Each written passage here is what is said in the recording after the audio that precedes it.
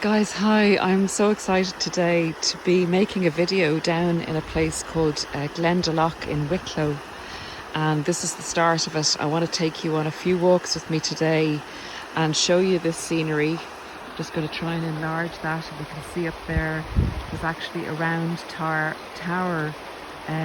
which was a place that the early Christians, Christian monks built here. I don't know how many years ago, hundreds and hundreds of years ago. And let's continue on the walk, and we'll start to talk about all things narcissistic. This is a place I sat in, guys, after the first discard. The narcissist had, we'd had a difference of opinion one evening, and out of all proportion, the narcissist took it upon himself to pack up all his stuff, drive off into the night and discard me. And that went on for a week. And I remember he came back and I was very subdued. I didn't know quite what to make out of it.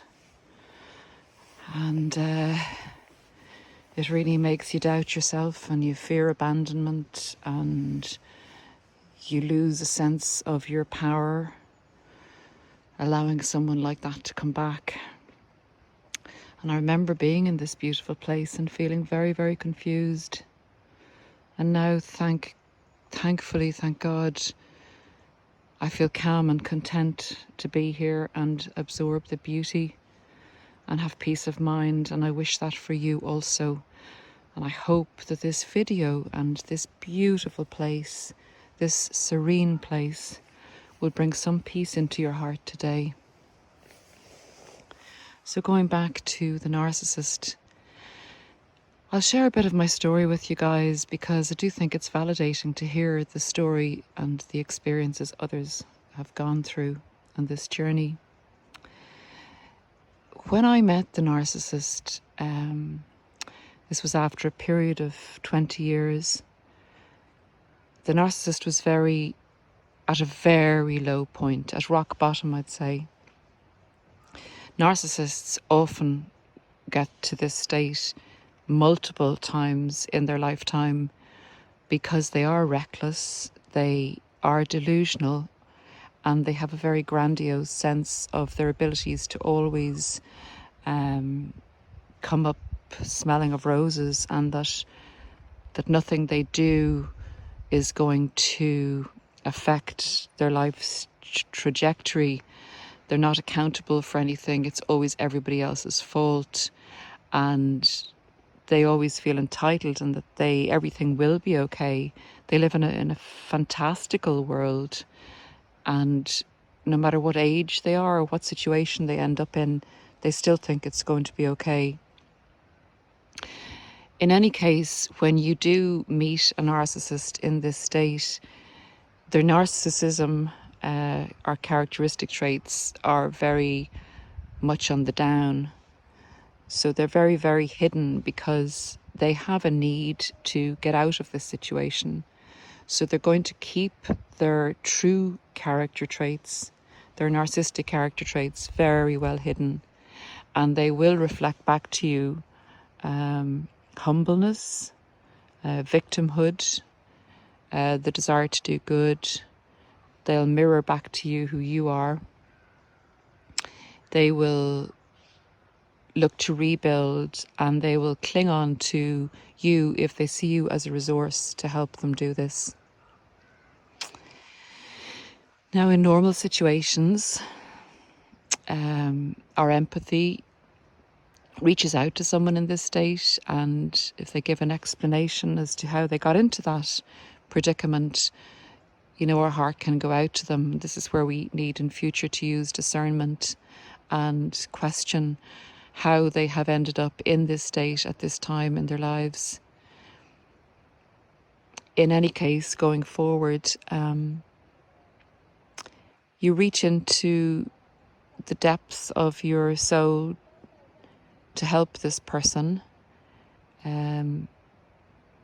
Your good character traits come to the fore, and it's actually a good feeling, because helping someone and seeing them progress is like a gift. Giving is a gift. Unfortunately, whereas in normal circumstances, giving and growing together and developing together is a wonderful thing in a relationship, with a narcissist, it's the exact opposite. They despise you for being kind to them.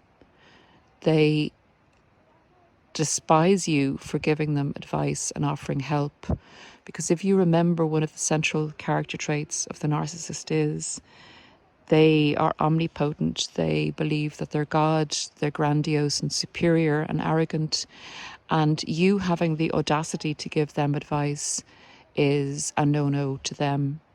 So while they're in need, they may accept it and appear to be grateful for it, and will take any resources that you are prepared to give, and will take you as a resource, you as a step up to bring them back to the place that they rightfully should be in their minds.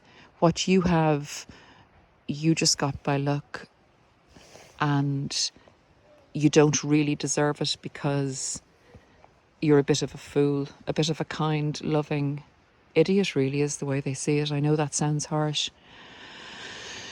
So, you being kind to them, they resent, because they feel entitled to whatever you're giving them, and they feel that their presence in your life is a privilege to you. What they want to do when they eventually begin to feel full up again and they're no longer at rock bottom, you have built them up, you've given them your resources, you've helped them, you have established them back in a good kind of status with their friends. They're in a good place, basically.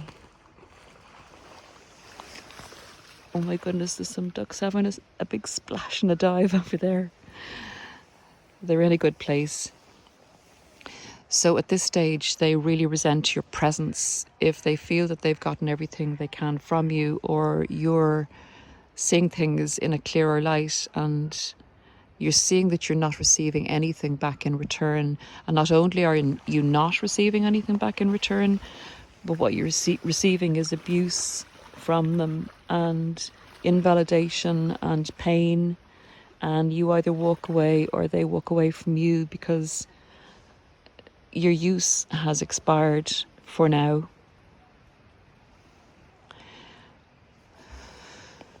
So they walk away, or you walk away.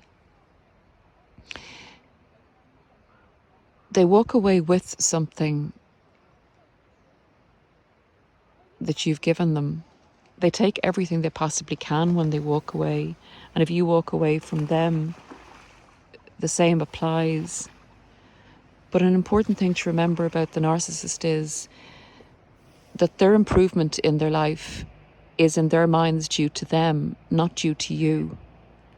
Even though you've been the one that has helped them climb back up to where they were before, or even into a better position, and they're no longer down on their luck and at rock bottom. In their minds, they've achieved this because they found you. You were the resource that they found, and they've done this on their own. So you have to be annihilated. They will take on your character traits. They'll take any resources that they can get from you before they move on for a while, because they'll be back for more if they sense there's more to be taken. But you have to, in their delusional minds, you have to go. You have to be destroyed as if you didn't exist, at least for a period of time, because they need to claim this new them as being their own creation.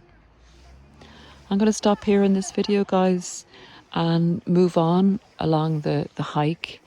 But it is very therapeutic to make this video here in a place I sat in great distress a few years ago. So until we get further on the hike, guys, this is the end of this one until part 2 of the Glendalough series.